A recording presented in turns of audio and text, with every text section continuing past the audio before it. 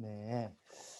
지난 시간 우리가 안셀모, 뭐 안세모라 하기도 하고 안셀무스라고 하기도 하고, 안셀무스 성인의 신존재 증명에 대해서 그 역사적 배경, 그 다음에 그 논리가 어떻게 또 진행되는지를 살펴보았습니다. 아마 이해가 되시는 분도 계시겠지만, 좀 이해하기 어렵다. 참, 이런 게 다 있나. 이런 걸 또 처음 접하신 분들도 많을 거예요. 저도 신학생 때 좀 그랬었어요. 그래가지고, 딱 보면, 검은 글자는 한글이고, 흰색은 이거 종인 건 알겠는데, 그리고 내가 한글을 모르는 것도 아닌데, 한글을 읽어도 한글이 이해가 안 가는 거예요. 저도 신학생 때 이게 정말 한국말이 맞나 그런 생각을 많이 가졌었어요. 그래도 시험을 쳐야 되니까 어떻게든 외우려고 막 노력하는데 뭐 이해가 안 되니까 이게 잘 외워집니까? 안 외워지죠. 그래서 뭐 적어 보는 거예요. 뭐 이해가 되든 안 되든 뭐 어떻게든 외워야 되니까 또 시험을 치죠. 그래서 막 적는 거예요. 그렇게 적다 보니까 어느 순간 머릿속에 좀 남아 있고 그게 조금씩 이해되면서 받아들여지는 부분이 있었습니다. 그걸 본다면 성경을 필사하는 것과 좀 비슷하지 않을까 싶어요. 우리가 성경을 필사하잖아요. 지금도 성경 필사하시는 분들 많죠. 성경을 필사할 때 내가 100% 이해돼서 내가 성경 말씀을 다 외워서 필사하시는 분 계신가요? 아무도 없습니다. 이해가 안 되지만은, 그리고 내가 그 말씀을 다 외우지는 못하지만은 적어 보는 거예요. 이렇게 쭉. 그 마음으로 한번 제가 나누어 드린 이 프린트 자료들 한번 적어 보시면 좀 이해하는 데 있어서, 그리고 받아들이는 데 있어서 도움이 되지 않을까 싶습니다. 그래서 좀 새로운 부분, 좀 이성만을 사용해서 하느님에게 다가간다는 것이 분명히 생소할 거예요. 지금까지는 기도, 아니면 묵상, 아니면 성경 말씀, 뭐 이런 것으로 통해서만 하느님에게 다가갔다면, 지금 현재 우리는 교리 시간 때 오직 이성만을 통해서, 논리적인 것만을 통해서 하느님에게 나아가고 있어요. 그때 천년전 시대적 상황이 그랬다라고 했죠. 그렇다면 나에게 좀 생소한 부분이라면 물론 좀 어렵고 하겠지만 한번 계속 이렇게 적어보면서 꼭 이해해 보고자 노력해 보았으면 합니다. 먼저 복습해 보겠습니다. 복습. 네. 예. 지난 시간 신존재 증명이 나오게 된 역사적 배경을 살펴보았습니다. 먼저 변증론이 있었죠. 변증론. 이 변증론은 이성을 통해서 새로운 지식을 찾고 인간의 삶을 더 풍요롭게 만드는 그런 학문이었어요. 이 변증론이 원래는 성경을 연구하기 위해서 사용되었다가 나중에는 오히려 이성만을 통해서 계속 뭔가를 하다 보니까 성경과 가톨릭 교회의 가르침을 이성적으로 판단하고, 이성적으로 판단이 안 되는 부분은 거부하려고 하는 사람들이 나오게 되었어요. 그리고 이 변종론은 오늘 또 처음 하시는 분들은 이 변종론이 무엇인지 또 이렇게 처음 보실 분도 계신데, 중세 때 변종론은 문법학과 논리학을 합쳐서, 문법학하고 논리학을 합쳐서 이걸 변종론이라 했습니다.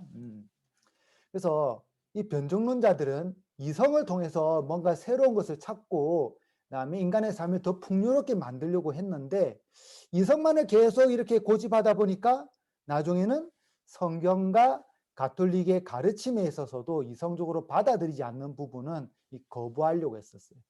그러다 보니까 반변증론자들이 나오게 되었어요. 반변증론자, 변증론을 반대하는 사람이란 뜻이죠. 이 사람들은 철학은 악마의 발명품이다, 철학은 신학의 시녀다라고 주장하면서 이 철학을 좀 이렇게 좀 꾹꾹 누르려고 했었어요. 그러다 보니까 변증론자하고 반변증론자 사이에 마찰이 계속 있었다라고 했죠. 그 마찰 중에 대표적인 것이 람프랑쿠스와 베렌가리우스의 논쟁이라고 했어요.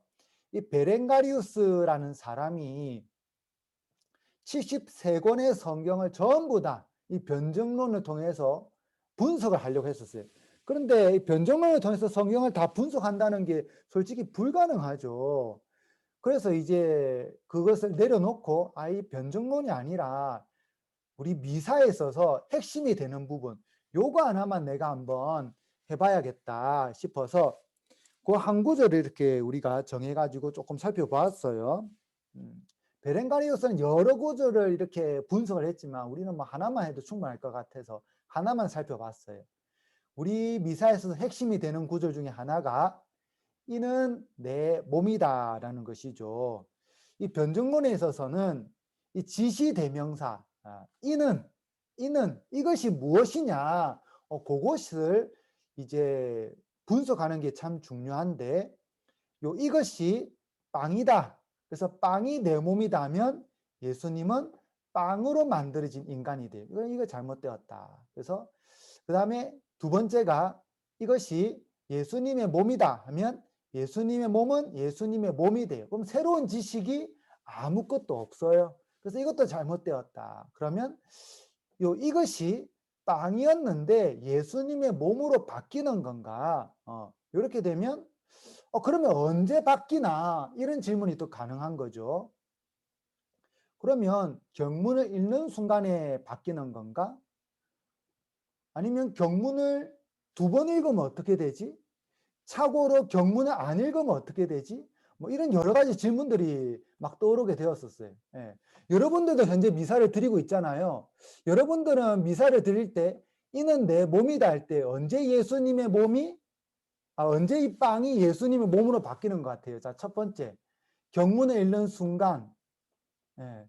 두 번째 경문을 읽고 나서, 세 번째 경문을 읽기 전.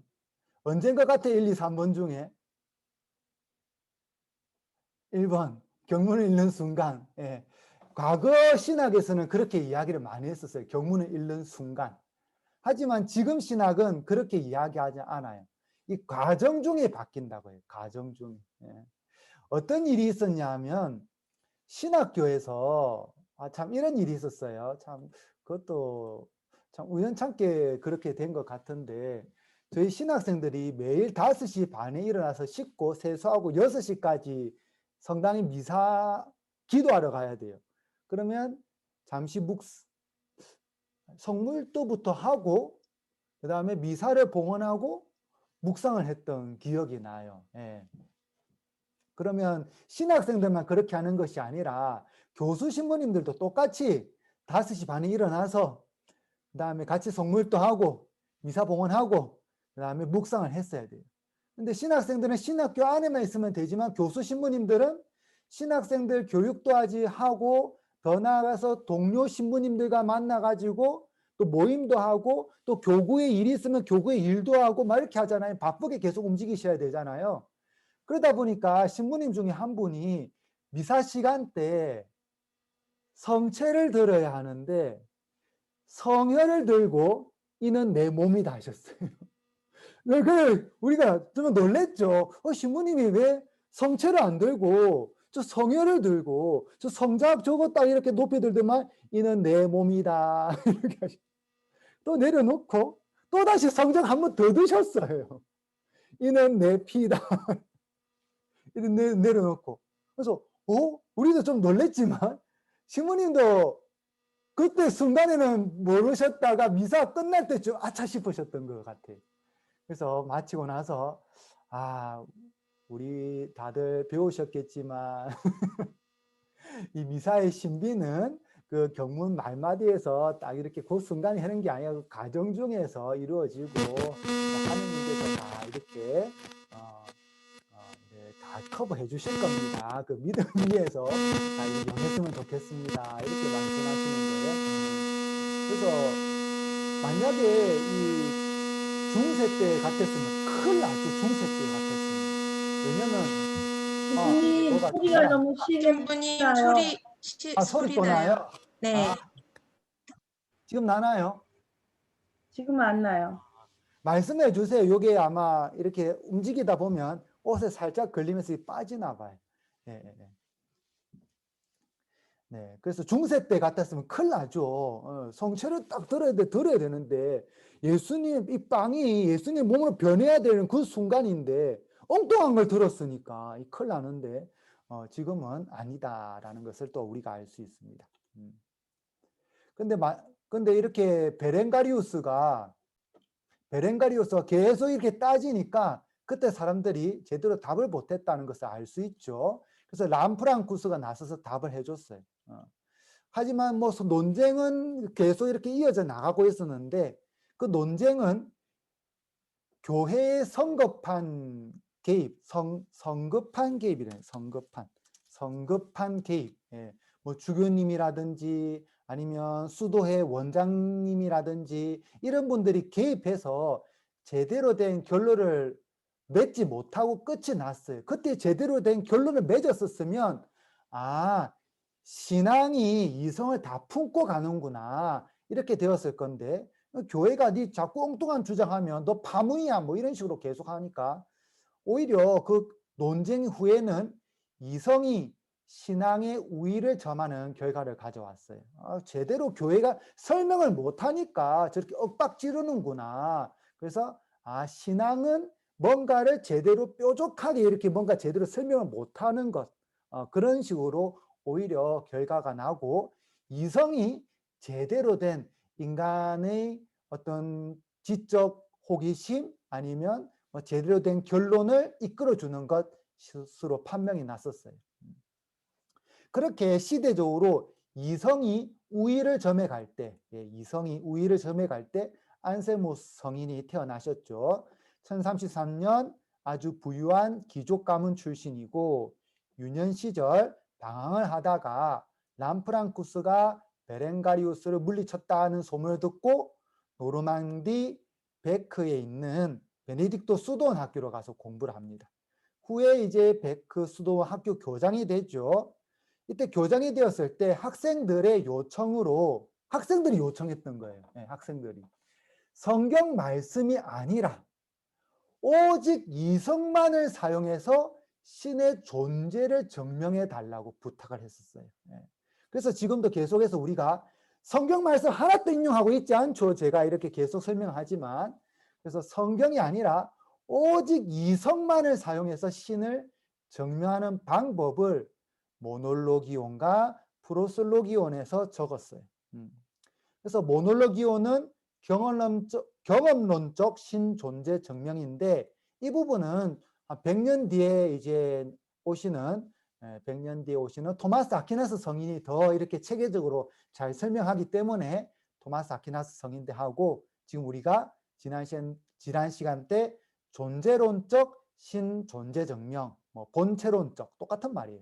신존재 증명에 대해 살펴봤어요. 이 부분이 이제 좀 어렵지 않았나 싶어요.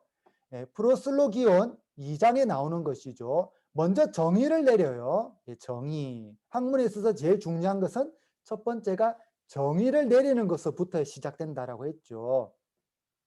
신은 그것보다 더 큰 것이 생각될 수 없는 어떤 것, 가장 위대한 것, 모든 것을 다 포용하는 뭐 그런 존재가 신이다라고 정의를 내려보는 거예요. 그렇게 정의 내리면 다 이해를 할 수 있죠. 그러면 요 정의는 모든 사람의 정신 안에 분명히 존재해요. 그런데 이제 하나를 더 정명을 내려보는 거예요.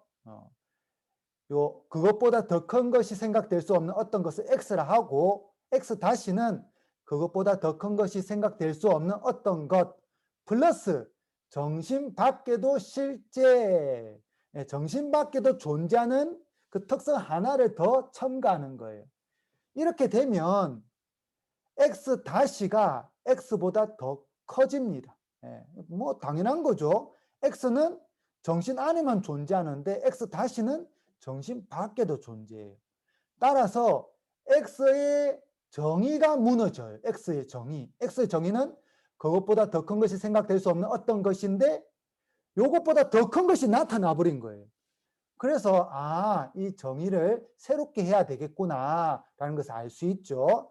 그래서 그것보다 더 큰 것이 생각될 수 없는 어떤 것은 정신 안에만 존재해서는 안 되고 정신 밖에도 존재해야 된다라는 결과를 얻을 수 있어요. 예, 이렇게 쭉 논리적 전개를 해 나가는 것이 기류법이라고 했죠. 기류법. 네.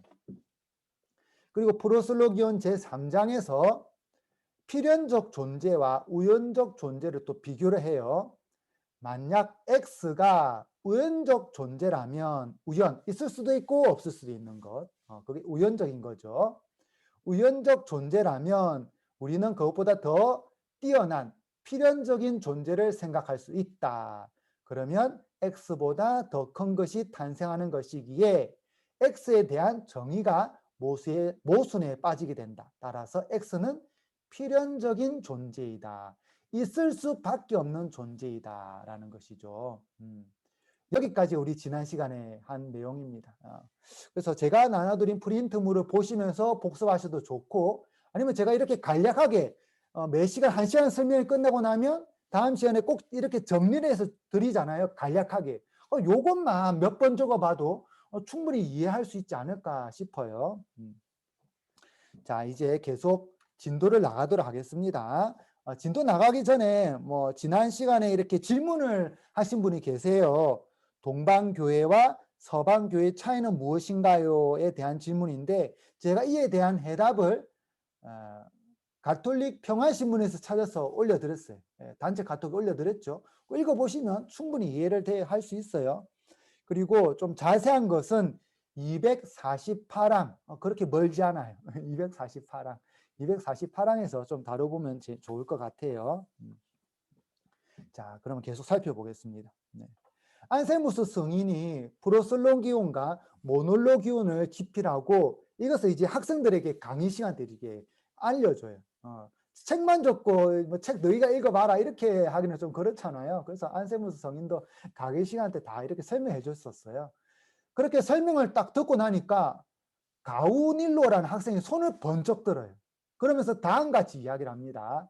제가 공유를 해드릴게요. 네, 가우닐로, 예. 가우닐로가 이렇게 이야기를 합니다. 스승님, 그렇게 신을 존재하면 저도 그와 똑같은 방법으로 이렇게 아름다운 섬에 대해서 이야기해 볼 수 있습니다. 이 세상에서 가장 아름답고 행복한 섬을 생각해 볼 수 있지 않나요? 산의 진미가 가득하고 그 다음에 대굴 같은 아주 큰 집이 있고 정말 미남 미녀들이 돌아다니고 적당한 날씨와 그리고 모든 것이 다 갖춰져 있는 아름다운 섬이 있다고 가정해 볼 수 있습니다.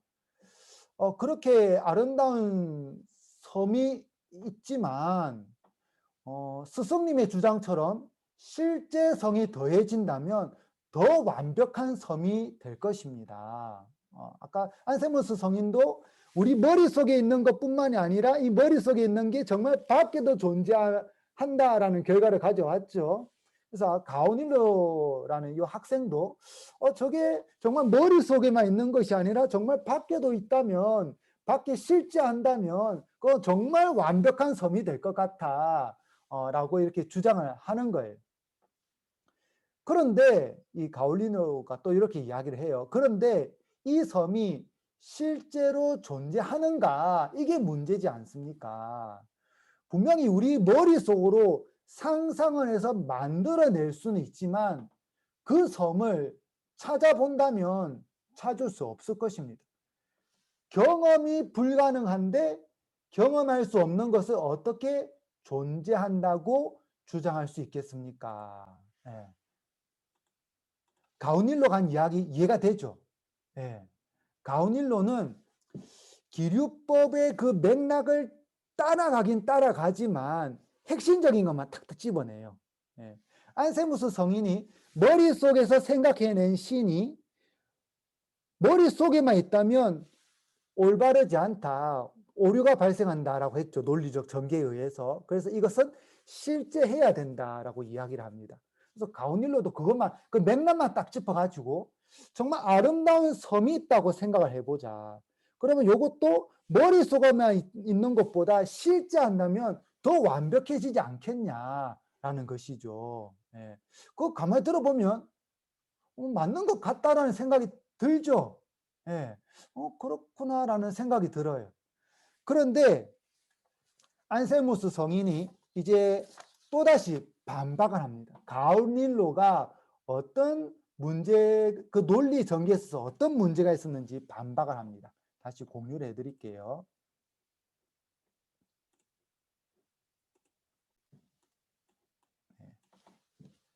예, 안셀무스는 가운일로를 칭찬하며 그의 주장을 다시 반박합니다. 왜 칭찬을 했냐 하면 스승님이 이렇게 설명을 해주셨는데 학생들이 열심히 필기라고 받아 적는 것도 받아 적어야 될 것 같고 그 다음에 몰라도 알아듣는 척 해야 될 것 같은데 반박을 하니까 그 교실 분위기가 싸해졌던 거예요.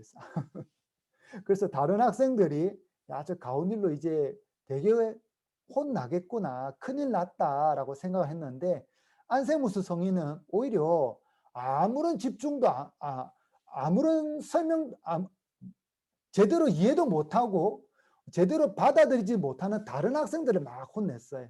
그러면서 가온일로를 칭찬해 줬었어요. 가온일로를 칭찬해 주면서 이렇게 이야기합니다. 가온일로는 이해를 하고 이렇게 질문도 하는데 너희들은 정명의 내용을 이해도 못하고 왜 나만 쳐다보고 있느냐. 앞으로 내 책 프로슬로기온이 전달되는 곳마다 가우닐로가 주장한 어리석은 자들의 변명을 꼭 붙여서 사람들에게 알려줘라 라고 이야기합니다.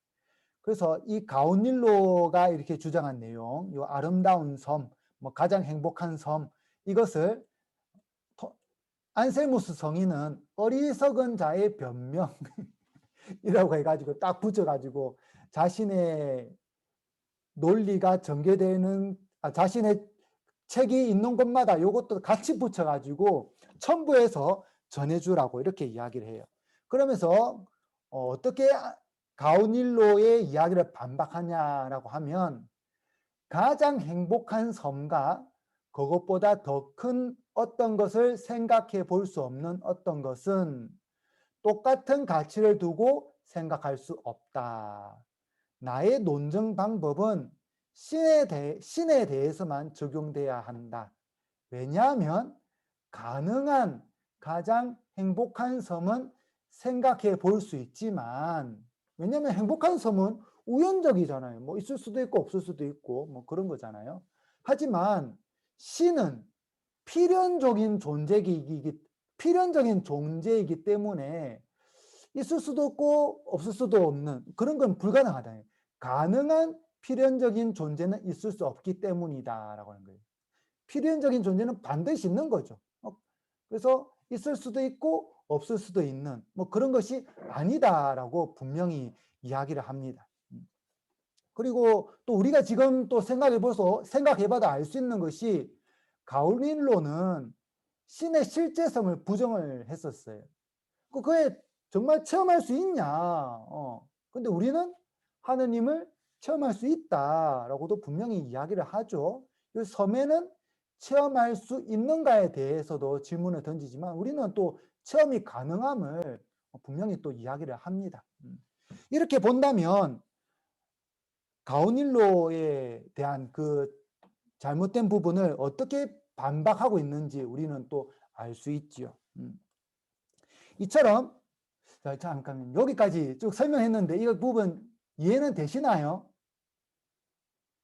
네. 그냥 뭐 제가 설명을 해서 이해만 되면 그것만 우선 오케이입니다. 예. 내가 뭐 다 외우고 뭐 100% 한다 이것보다는 이런 논리적 전개가 있구나. 이 논리적 전개나 논리적 흐름만 놓치지 않으면 충분합니다. 그리고 이제 한 번 더 이렇게 복습해 보면 또 이해가 되겠죠. 이처럼 안세무스 성인은 신앙과 이성을 모두 활용하여 조화시키려고 노력을 하였습니다. 그래서 변정론자와 반변정론자 사이에 중간에 이렇게 쭉 걸어갔죠. 그래서 이성과 신앙을 조화시키면서 쭉 이렇게 나아갔었어요. 그래서 이성만으로 하느님을 증명하려고 하였습니다. 물론 이 논증에도 약점은 한 가지 있어요. 이 약점은 좀 극복하기 좀 어려운 약점인데, 혹시 우리 교우님들도 이 가오닐로와 안세무스 성인의 이야기를 쭉 들으면서 이 부분에 있어서는 내가 논리적인 약점이 있다는 거 찾은 분 계신가요? 혹시 나는 이거 딱 읽어보니까 이거는 좀 논리적으로 뭐가 문제가 있다. 혹시 예. 조금 찾기 어려울 수도 있는데 생각보다는 정말 쉬운 것 중에 하나예요. 잘 살펴보세요. 안세무스 성인이 쫙 논리적으로 이야기를 했잖아요. 그 논리적 이야기를 한 것 중에 사랑이신 하느님이 드러나나요? 안 드러나죠. 우리 그리스도교에서 말하는 인간 역사 안에서 역사하시는 하느님이 드러나나요? 네, 안 드러나요. 정말 늘 우리와 함께 하신다는 임마누엘 하느님이 드러나나요? 안 드러나요. 요게 제일 문제예요. 요게. 신의 있음, 신의 있음에 대해서는 분명히 증명이 돼요. 그런데 그 신은 있는데 그 있는 신이 우리 그리스도교에서 고백하는 바로 그 신이냐? 이 질문을 던지면 이 논리는 한계가 좀 있어요. 충분히 그렇죠. 예. 요 부분에는 뭐 좀 뒤에 가서 토마스 아퀴나스 성인에 대해서 한번 다뤄볼 건데, 안세무스 성인에 있어가지고 성인의 논리에 있어서 제 약점은 요거예요. 예. 신의 있음은 증명 가능하지만 그 있는 신이 그리스도교의 신이냐라는 데에서는 약점을 갖고 있어요.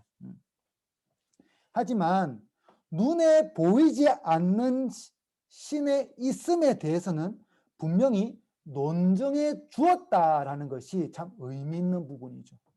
이것만 좀 아시면 좋지 않겠나 싶어요. 이제 마지막으로 안세무스 성인이 남긴 유명한 말씀 하나를 좀 여러분과 나눠볼까 합니다. 안세무스 성인은 신앙과 이성을 계속 조화시키려 노력하셨는데, 그러면서 이렇게 말씀하셨어요. 만일 변증론자처럼 신앙을 전혀 인정하지 않고 자신의 이성만으로 모든 것을, 심지어는 진리까지도 찾아낼 수 있다고 말하는 자들은 오만한 자들이다.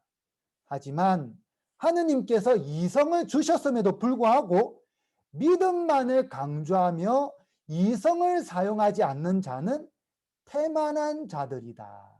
네, 한번 적어볼까요? 참 의미 있는 말이죠. 네, 제가 적어드리겠습니다.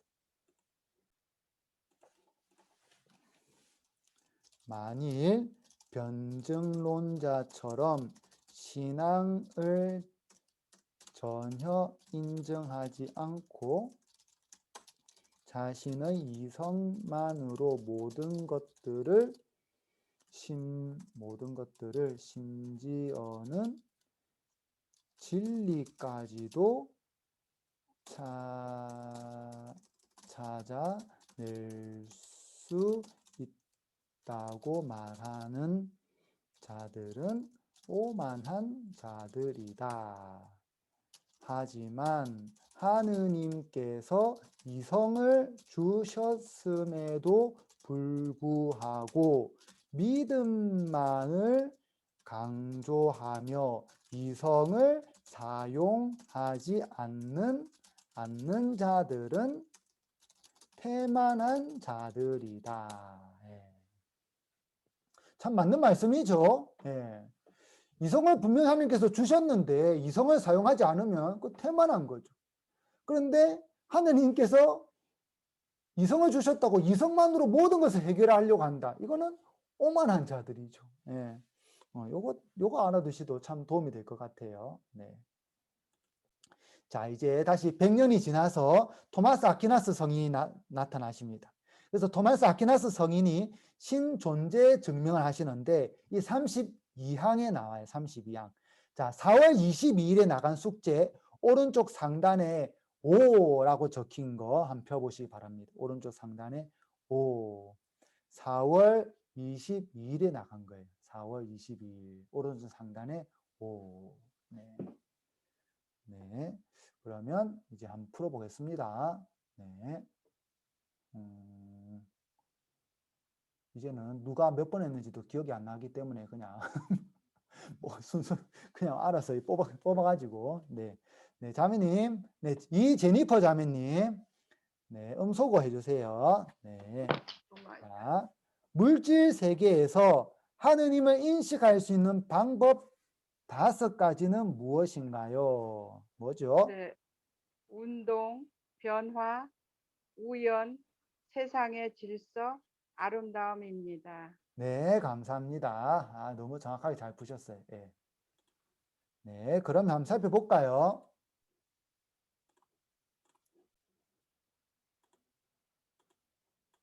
네, 자, 이 세 개, 자, 물질 세계에서 하느님을 인식할 수 있는 방법이죠. 물질 세계에서 운동, 변화, 우연, 세상의 질서, 아름다움. 요 5가지. 요 5가지를 통해서 신을 존재하신 성인이 토마스 아퀴나스 성인. 토마스 아퀴나스 성인. 그러면 토마스 아퀴나스 성인에 대해서 우리가 좀 역사적 배경도 좀 살펴보고 그 성인이 어떤 삶을 살았는지 살펴보고 또 어떻게 또 그 5가지를 증명했는지 또 살펴보도록 하겠습니다. 네, 토마스 아퀴나스 성인은 1224년에서 1225년 네, 저거 하나씩 적으면서 갈게요. 토마스 아퀴나스 성인은 1224년에서 1225년 이렇게 표현하는 거는 24년 에서 25년 넘어가는 그 겨울에 태어나셨다는 거예요. 몇 월 달에 태어난 게 정확하지 않은데 1224년에서 1225년 그 겨울에 태어난 것은 정확해요. 그래서 이렇게 표현해요. 1224년, 1225년 아키노의 백작 란돌프와 테오도라 사이에서 막내 아들로 태어났습니다. 예. 그래서 우리가 토마스 아퀴나스 하는데 이 아퀴나스는 레스트 네임이 아니라 이 아키노의 백자예요. 아퀴나스. 예. 이 지역 이름이에요. 지역 이름. 그래서 우리가 아퀴나스의 토마스 아니면 아키노의 토마스 뭐 이렇게 표현하면 됩니다. 그 당시 유럽에서는 전쟁을 나가기 전에 막내 아들이나 막내 딸을 수도원에서 보내서 교육을 시켰어요. 막내 아들이나 막내 딸. 왜냐하면 첫째나 둘째나 앞에 있는 자녀들은 그래도 아버지가 전쟁에 나와서 돌아가시면 가업을 이을 수 있었어요. 그런데 밑에 뒤로 가면 갈수록 이을 가업들이 아무래도 좀 적어지겠죠. 그래서 마지막쯤 되면 이을 수 있는 가업이 없어요. 그래서 아버지는 전쟁을 나가기 전에 혹시나 자신이 전사하면 자신의 막내가 이 형제들 간에 다툼이 있잖아요. 그 다툼 사이에서 완전히 밀려나 버릴 수 있기 때문에 그 막내들은 주로 수도원에 보냈었어요. 그러면 수도원에 보낼 때 그냥 보내는 것이 아니라 평생 먹고 살 수 있는 돈과 교육을 받을 수 있는 돈을 같이 보냈어요. 그럼 수도원에서는 돈도 들어오는 것도 좋지만 그 학생이 그 귀족의 또 자녀죠. 귀족의 자녀가 자기 수도원에 들어오는 것도 좋았어요. 그래서 수도원에 들어와서 교육을 받다가 나중에 수도자가 될 수도 있잖아요. 그럼 수도자가 되면 귀족 자녀가 자신의 수도원에 수사로 있거나 수녀님으로 있으면 수도원도 이렇게 보호해 줄 수 있는 역할이 되는 거예요. 그래서 수도원에서도 흔쾌히 받아들였어요. 예. 그래서 토마스 아퀴나스도 어릴 때 5살 때네요. 5살 때에 몬테카시노에 있는 베네딕토 수도원에 보내줬어요. 몬테카시노 베네딕토 수도원. 네, 적어드릴게요. 5살 몬테카시노 베네딕토 수도원. 네, 이때 5살 때에 보내주셨어요. 네. 거기서 교육을 받으면서 이제 쭉 생활을 했었는데 어릴 때부터 책 읽는 것을 좋아했대요. 그러니까 친구들하고 아이들 한참 뛰어놀아야 되는데 어릴 때부터 책 읽는 것을 좋아하다 보니까 늘 나무 그늘 밑에서 책을 안 읽는 거예요. 그럼 밥 먹고 책 읽고 밥 먹고 책 읽고 누워서 책 읽고 앉아서 책 읽고 그렇게 되면 아이들 어떻게 되겠어요? 여러분들 자녀들 키워봐서. 예, 그렇죠. 살이 토실토실 찌겠죠. 예. 요즘 확진자 말고 확진자가 많죠. 확진자. 막 살이 확 쪄요, 그냥 막. 예. 그래서 토마스 아퀴나스 성인이 사용하던 책상을 보면 책상이 이렇게 들어가 있어요. 이렇게 들어가 있는데 그 들어가 있는 이유가 배를 집어넣으려고 책상을 이렇게 팠어요. 예. 우리 아무리 배가 나와도 배 집어넣으려고 책상을 파지는 않잖아요. 그런데 토마스 아퀴나스 성인은 너무 배가 많이 나와서 책상을 파내야 앉을 수 있었어요. 그 정도로 살이 많이 쪘었어요. 그렇게 어린 시절 공부를 워낙 좋아하다 보니까 책을 읽으면서 보냈는데 어느 날 친구들과 함께 수사님들까지 해가지고 수동원에서 쫓겨나는 일이 생겨난 거예요. 모든 수사님들과 모든 학생들 다 쫓겨나 버렸어요. 왜 그런 일이 생겨났냐? 성직 서인권 문제 때문에 그래 됐어요. 성직 서인권. 성직 서인권. 네.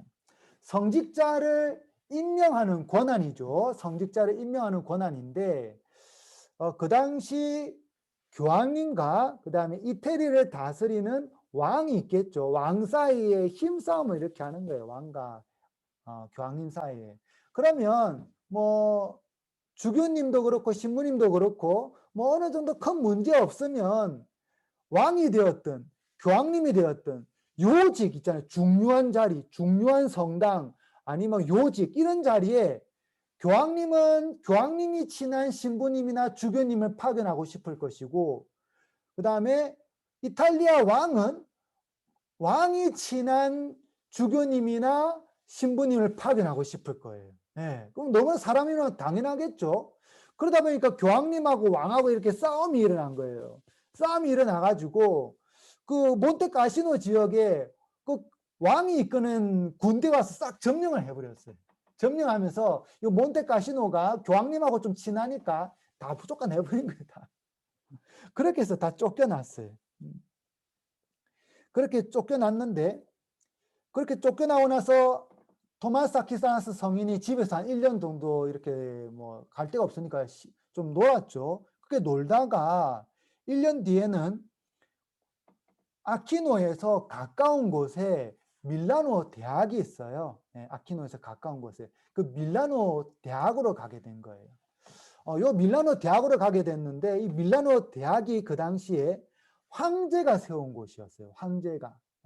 요것도 또 왕하고 뭐 이탈리아 왕, 이탈리아 황제 뭐 하여튼 왕이 세운 곳인데 교황님이 세운 대학이 있는가 하면 왕이 세운 대학이 있어요. 그러면 국가와 국가끼리 어떤 계약을 체결할 때 아무래도 교수들이나 지식층들은 그 계약을 체결할 당시 중요한 사항에 대해서 조언을 해줘요. 교황님 그 문서를 작성할 때는 예전에 이런 것들을 참조해서 하시면 됩니다. 그리고 그 말마디는 빼시고 이런 말마디를 집어넣으시면 교황님에게 더 유리합니다. 그래서 교황님의 편을 드는 교수들이나 지식층들이 많았었어요. 그러니까 당연히 왕도 자신의 편을 드는 지식층을 키워야겠죠. 그래서 밀라노 그 지역에 밀라노 대학을 세우고 이제 본인의 지식층, 본인을 따르는 교수들을 키워내고 있었어요. 이때 중요한 것이 아리스토텔레스입니다. 아리스토텔레스. 그 당시 교황님께서는 아리스토텔레스에 대한 강의 금지령을 내렸어요. 교황이 강의 금지령 내리니까 황제나 왕들 어떻게 하겠어요?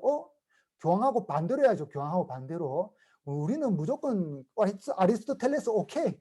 아리스토텔레스 하는 거 다 해. 그러면 여기서 한 가지 살펴볼 게 왜 그러면 교황님께서 아리스토텔레스에 대한 강의 금지령을 내렸나? 요 세 가지 정도를 알아보는 것도 재밌을 것 같아요. 우리가 지난번에는 지난번에는 아우구스티누스 성인이었죠. 아우구스티누스 성인이 연구를 하셔가지고 플라톤 철학에 있어서 그리스도교와 상충되는 것 세 가지를 살펴봤어요. 맞죠? 기억나시죠?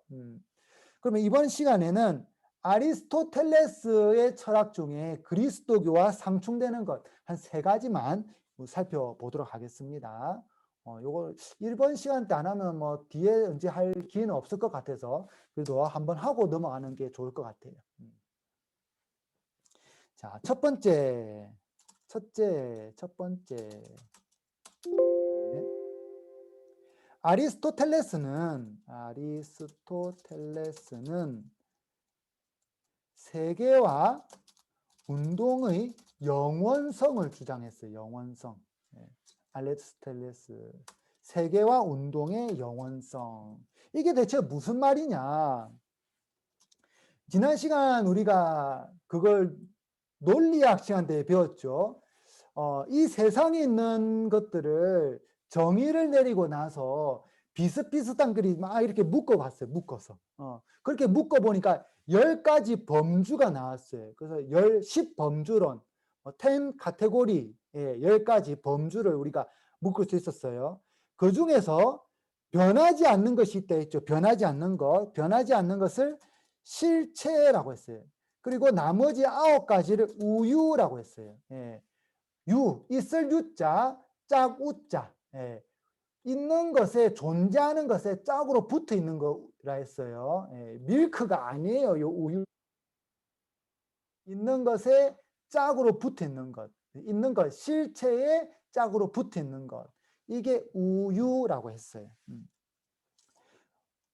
여기에 9가지 범주가 들어가죠. 9가지. 그리고 여기 실체까지 해서 10가지. 근데 이 실체가 또 어떻게 되냐? 이 실체가 여기 말고. 이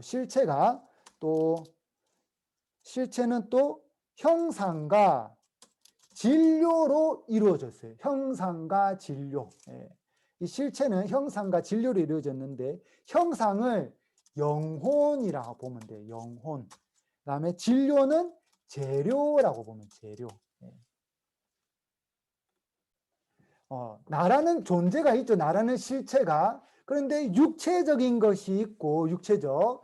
그다음에 나의 정신, 뭐 나의 영혼 이런 것들이 있잖아요. 그 중에서 영혼을 이제 형상이라 보면 되고 진료, 재료라고 보면 돼요. 근데 이 재료들을 가만히 보면 자꾸 순환을 해요. 순환을. 오늘 저녁에 제가 카레를 먹었어요. 카레를 먹으니까 자, 카레 안에 당근도 있고 그다음에 강황가루도 있고 그다음에 양파도 있고 뭐 여러 가지 뭐 고기도 조금 들어 있고 그 여러 가지가 음식들이 들어 있겠죠. 이걸 먹으면 이 분명히 당근이라는 실체가 제 실체를 먹은 것이고 양파라는 실체를 먹은 것이고 그다음에 또 고기라는 실체를 먹었어요. 그러면 이것들이 제 몸 안에서 소화를 시켜가지고 이 실체들이 변화가 되어서 제 몸 곳곳에 퍼져나가야겠죠. 이것이 음식의 실체 변화예요. 음식의 실체 변화. 우리 그리스도교에서 빵이 실체가 변화되면 그리스도의 몸이 되죠. 이거는 뭐 당연한 거죠. 그래서 예수님의 몸의 변화를 실체 변화라고 해요. 예수님 몸의 변화도. 근데 내가 먹은 음식도 실체가 변화돼서 나에게 영양소를 줘요. 만약에 내가 고기를 먹었는데 이 고기가 실체의 변화가 안 일어나서 내 배한테 막 붙어 있다. 막 이런 식으로. 한 번씩 붙어 보면 제 배가 동그라미 돼가지고 나중에 튜브 같이 막 되죠. 우리들 나중에 나이 들면 다 빼내고 싶을 때가 막 있는데 그 실체들을 좀 빼내고 싶긴 한데 그게 잘 안 돼요. 왜냐하면 실체 변화가 돼서 이게 내 몸이 되었어요. 그래서 이제 나이가 더 들어서 죽어요. 나이가 더 들어서 죽고 나면 이 다시 나라는 실체가 이제 또 변화를 겪어요. 그 변화를 겪는데 다 흙으로 돌아가겠죠. 흙으로 돌아가. 다 흙으로 돌아가고 이거 다시 이게 다른 식물들의 영양소로 될 거예요. 영양소로. 그리고 이것들이 뭐 당근으로 갈 수도 있고 그 당근을 또 소가 먹을 수도 있고 돼지가 먹을 수도 있고 그럼 그게 다시 사람이 먹고 계속 돌겠죠, 이런 식으로. 예. 그래서 아리스토텔레스는 세계와 운동의 영원성을 주장했어요. 계속 돌고 돈다. 이게 계속 돌고 돈다. 그래서 아리스토텔레스가 뭐라고 했냐?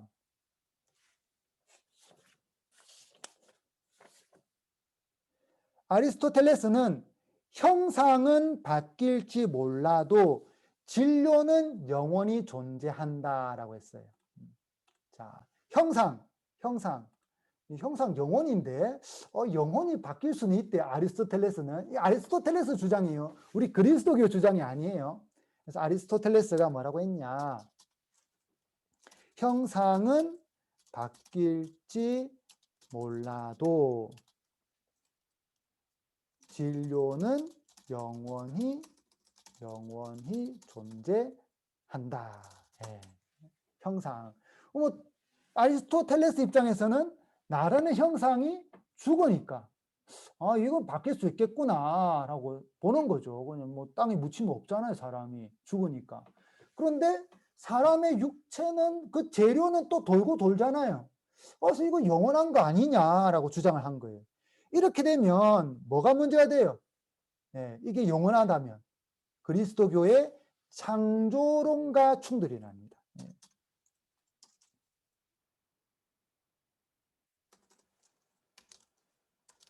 창조론과 충돌. 하느님께서는 시작과 끝이 있는 세상을 창조하셨어요. 그런데 아리스토텔레스 말대로 이 계속 영원히 돌고 있으면 이게 안 되는 거예요. 그럼 창조론이 있을 수가 없는 거예요. 이게 첫 번째 문제였고, 두 번째도 조금 내용 이해하기 어려운데, 두 번째는 지성 단일성이에요. 네, 지성 단일성. 자, 우선 첫 번째는 이해는 되죠? 제 설명은. 네, 오케이. 그럼 됐습니다. 자, 두 번째, 지성 단일성이 뭐냐? 예. 혹시 여러분들 영화 아바타 보셨나요? 영화 아바타? 예, 난 아바타 봤다. 한번 손 들어 보세요. 아바타 못 보신 분들이 많네요. 큰일 났네, 이거. 이 영화를 봐, 이해가 쉬운데, 뭐 영화를 간략하게 핵심이 되는 부분만 제가 설명해 드릴게요. 영화 아바타를 보면 외계 종족이 등장해요. 외계 종족. 그 외계 종족 꼬리가 있어요. 이 외계 종족 꼬리가 있어가지고 이 꼬리가 신경과 연결이 돼 있어요. 근데 이게 웃긴 게 이 종족은 어떤 다른 동물하고도 이 꼬리를 연결하면 내가 그 동물하고 링크가 딱 돼요. 예. 그래서 내가 그 동물들을 마음대로 조정할 수 있어요. 그리고 이 동물만 링크를 되는 것이 아니라 식물하고도 링크가 돼요. 그래서 그 영화 아바타에 보면 외계 종족이 전쟁을 해서라도 지키고자 했던 나무 있죠, 나무. 예, 아주 큰 나무가 있어요. 이 나무하고 링크가 돼요. 근데 이 나무는 이때까지 살아왔던 사람들의 기억들이 모두 담겨 있어요. 예, 이 나무는. 그래서 내가 죽으면 나의 기억이 그 나무에 담겨 있고 그 나무가 또 다른 사람들에게 또 새로운 것을 주기도 하고 새로운 것을 또 다른 사람을 얻기도 하고 그렇죠. 다 링크가 돼요. 연결이 돼요. 이게 지성 단일성이에요. 그러면 영화에서 말하는 이 지성 단일성 요거를 우리가 아리스토텔레스가 뭐라고 했는지 조금 더 학문적으로 이야기를 해볼게요. 영화에서는 너무 쉽지만 학문적으로 설명하면 이게 또 어려운 단어들만 막 사용하니까 어려워요. 지성 단일성만 딱 해도 말이 많아지기 어렵죠. 그러면 자 어렵게 우리가 또 시작해 봅시다. 네. 어려워요. 네, 지성 단일성. 자, 아리스토텔레스는 우선 자 이렇게 주장합니다. 영혼과 육체가 분리되어 존재할 수 없다. 예. 왜냐하면 실체는 진료와 형상의 결합이기 때문이에요. 실체는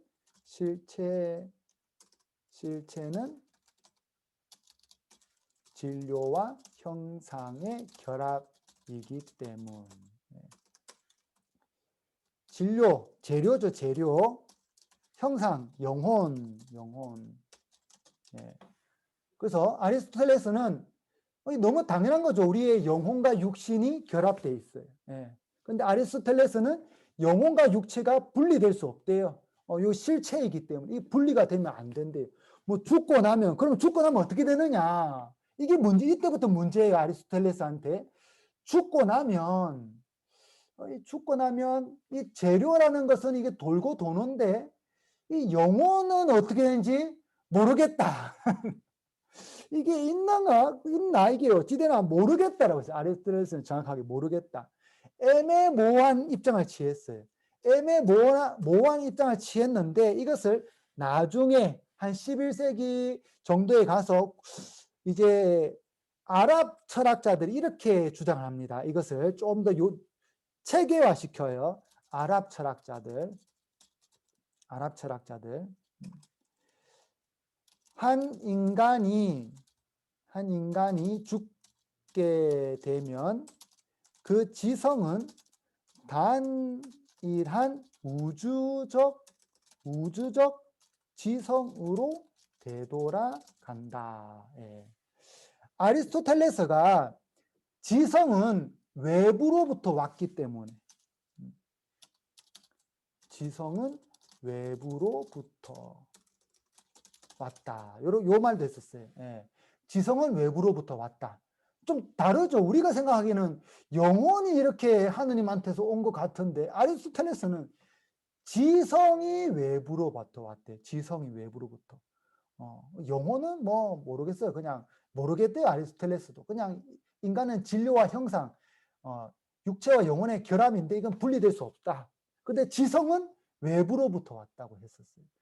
그러니까 아랍 철학자들이 이걸 이해해가지고 어떻게든 체계화시킨 게 한 말이 한 인간이 죽게 되면 그 지성은 외부로부터 왔기 때문에 다시 우주적 지성으로 돌아간다는 거예요. 그래서 영화 아바타에서도 그 나무로 되돌아간 것으로 표현을 하고 있는 거죠.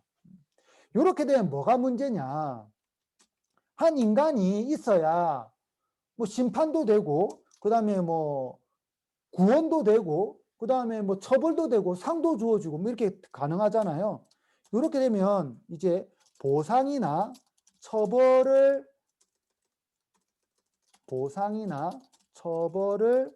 받을 개별적인 인간이 남아 있지 않게 됩니다. 그리고 구원, 심판, 지옥, 천국, 연옥이라는 교리가 필요 없게 돼요. 예. 어차피 죽으면 다 없어지고 내 지성도 그냥 우주적 지성으로 돌아가 버리니까 이런 것들이 없게 되는 거예요. 예. 그다음에 세 번째는 이해하기 쉬워요. 세 번째는 자연 법칙을 절대화했었어요. 자연 법칙. 예. 아리스토텔레스가 철저한 자연과학자였어요. 자연과학자. 예. 그렇기 때문에 자연 법칙을 절대화했는데 자연 법칙의 예외를 인정하지 않았어요. 자연 법칙의 예외. 그렇게 되면 이제 여러 가지가 또 문제가 되죠. 우리 그리스도교에 있어서 어떤 게 또 문제가 되냐? 바로 기적, 동정잉태, 부활, 승천, 뭐 이런 신앙들이 이제 설 자리가 없어지는 거예요. 아리스토텔레스가 계속 이렇게 주장하게 되면. 그래서 교황님 입장에서도 이거 아리스토텔레스 이거 좀 위험한 학자인데 이거 안 되겠다 싶어서 아리스토텔레스에 대한 강의 금지령을 내렸어요. 강의 금지령이에요. 왜냐하면 교수들은 연구를 하면서 뭐 책을 보고 할 수 있겠지만 학생들은 아직 자신의 주관이 뚜렷하지 않기 때문에 배우는 입장이기 때문에 아리스토텔레스 계속 공부하다 보면 그리스도교를 안 받아들일 것 같은 거예요. 안 그래도 변증론자들이 이성적으로 모든 것을 다 해결하려고 하는데 아리스토텔레스마저 저렇게 하고 있으니까 아리스토텔레스 도움이 안 되는 거예요. 그래서 아리스토텔레스 강의를 금지시켰어요. 요 세 가지 이유 때문에 금지시켰어요. 뭐 물론 더 있지만 요 세 가지만 알아도 충분할 것 같아요. 자, 오늘 여기까지 하도록 하죠. 혹시나 궁금한 거나 질문사항 있나요? 네. 감사합니다. 네. 뭐 혹시나 또 궁금한 거나 질문사항 있으면 언제든지 카톡 올려주시고, 지금 제가 이렇게 카톡 질문을 받아도 지금 현재 요것과 관련되면 지금 현재 우리 진도와 관련되면 바로 설명해 드릴게요. 하지만 조금 이렇게 뭐 조금 앞에 거라든지 뒤에 거라든지 하면 제가 다음에 기회 되면 해드릴게요. 왜냐하면 이제 논리적으로 계속 이렇게 이가 톱니바퀴와 맞물려 돌아오고 있기 때문에 요 이 하나 빠져버리면 이게 돌아가는 게 힘들어요. 그래서 지금도 아마 느끼실 거예요. 내가 뭔가를 놓쳤는데 하면 지금 게 이해가 안 돼요. 앞에 거 하나 놓쳐버리면. 그래서 이제부터는 강의 제가 녹화한 거를 한 2, 3주 정도는 계속 열어놓겠습니다. 네, 열어놓을 테니까 또 들어보고 또 들어보고 적어보고 뭐 한번 외우려고 하지 마시고 그냥 이해하려고만 계속 해보세요. 그렇게 한다면 왜 우리 그리스도교가 분명히 이런 신존재 증명에 있어서 논리적 약점이 있음에도 불구하고 1000년이 지난 지금까지도 아직도 써먹고 있냐.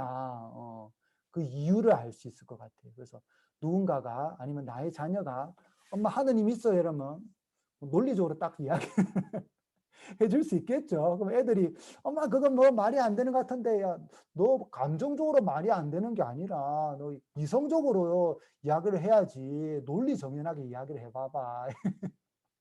우리가 논리적으로 해야 하잖아. 논리적으로 이렇게 하면 아마 애들도 뭐라 하지 못하지 않을까 그런 생각이 듭니다. 자, 그러면 꼭 복습 한번 해보시고 우리가 다음 주 저녁 8시에 또 뵙도록 하겠습니다. 예, 강복드리겠습니다. 성부와 성자와 성령의 이름으로 아멘. 아멘. 주님께서 여러분과 함께 또한 사제의 영과 함께 전능하신 천주 성부와 성자와 성령께서는 여기 있는 모든 이에게 강복하소서. 아멘. 성부와 성자와 성령의 이름으로 아멘. 수고하셨습니다. 감사합니다. 네, 다음 주에 뵙겠습니다. 네.